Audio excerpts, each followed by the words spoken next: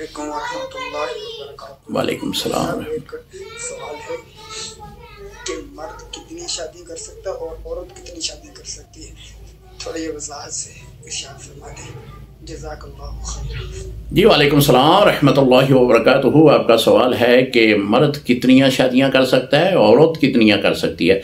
देखें, मर्द को तो शरीयत मुताहरा ने 4 शादियाँ करने की इजाज़त दी है, लेकिन 4 शादियाँ उस सूरत में कर सकता है जब चारों के दरमियान वो समझता है कि मैं अदल कर पाऊँगा।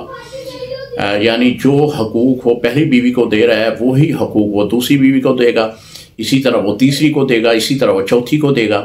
अगर वो समझता है कि मैं 2 बीवियों के हकूक़ पूरे कर सकता हूँ तो दोनों के दरमियान हकूक़ में कमी पेशी ना हो, जो हकूक़ पहली बीवी को दे रहा है वही दूसरी को दे रहा है। तो 4 शादियाँ एक मर्द कर सकता है।